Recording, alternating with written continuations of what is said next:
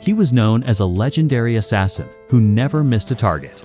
But after a strange incident turns him back into a child, he is forced to hide his identity and return to school to search for a cure. The story starts with a hitman named Juzo, who is informed that this mission should be simple because only a small number of guards are present. He makes his way toward the building and destroys a security camera so no one can record him. But once he gets inside, he discovers a gang waiting there. One of the gang members points a gun at Juzo and threatens him, but Juzo instantly takes the weapon from him and begins shooting the others. Another man tries to escape while carrying a briefcase, and Juzo notices him, but since his gun has no bullets left, he trips the man instead. The man pleads with him to spare his life, but then suddenly pulls out a gun and starts firing. The man realizes Juzo has disappeared, but moments later, Juzo appears behind him and sends him flying with a punch. After the fight, Juzo hands the briefcase over to his partner, Kota, and points out that there were 25 guards inside the building. He questions why Kota claimed there would only be a few. Kota apologizes for making a mistake, but he is still amazed that Juzo managed to defeat everyone, saying that this is exactly what people expect from a legendary hitman. Kota opens the briefcase, but both of them are confused when they see that it contains only a wasp nest. Later, as Juzo enters his apartment building,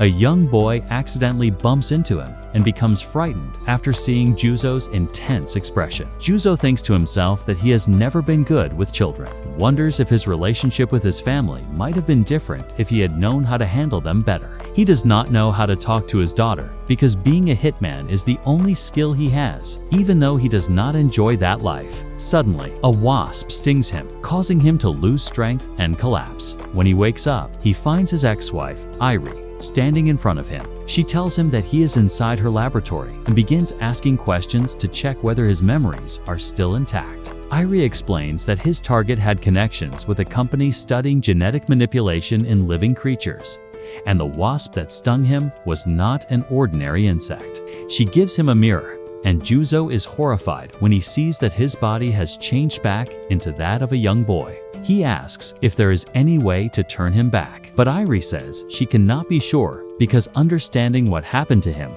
will not be easy. She advises him to stop working for a while, but Juzo says he still needs money to pay his expenses. Just then, his boss calls him. Juzo admits that something unusual has happened, but insists he can still continue working, so his boss gives him another assignment. He orders Juzo to attend a middle school and investigate it, explaining that he is considering enrolling his daughter there. Irie says the job is actually perfect for him because Juzo never experienced middle school himself. Juzo says he has no interest in it, but when his boss reveals the payment, he immediately changes his decision. While putting on the school uniform, Juzo does not understand why he has to wear glasses. Kota explains that the glasses contain hidden cameras and microphones, and says Juzo will probably need support because he is basically an outdated old man. Juzo enters the classroom and introduces himself, but the students find him strange. Kota tells him his introduction was awful, so Juzo tries to think of something interesting to say, but accidentally mentions that he enjoys sniping.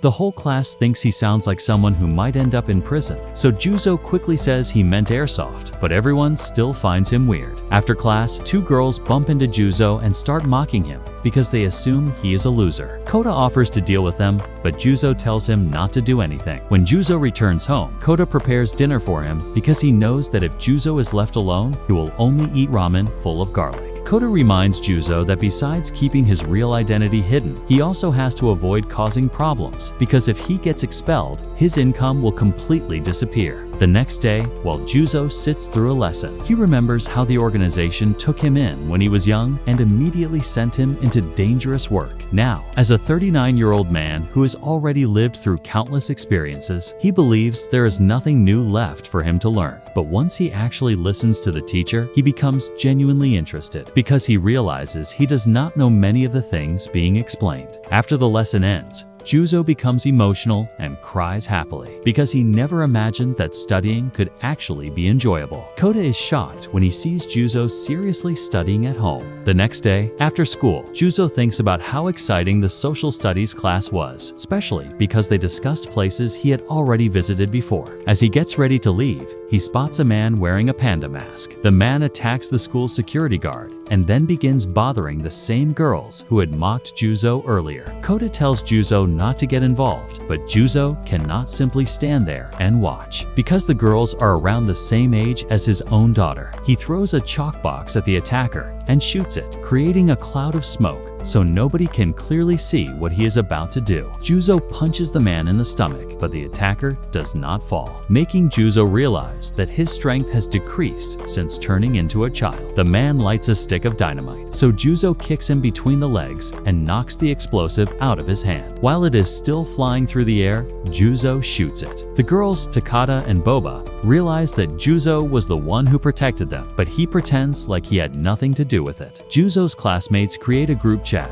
and decide not to add him because they see him as an outsider. Later, however, Takata and Boba invite him into the chat and thank him for saving them. That night, Juzo is amazed by how quickly everyone sends messages. He thinks middle school is harsh because he cannot keep up with the conversation. But even so, he feels more comfortable than he ever did while working as a hitman. And with that, episode 1 comes to an end. Like and subscribe to stay tuned for the next episode.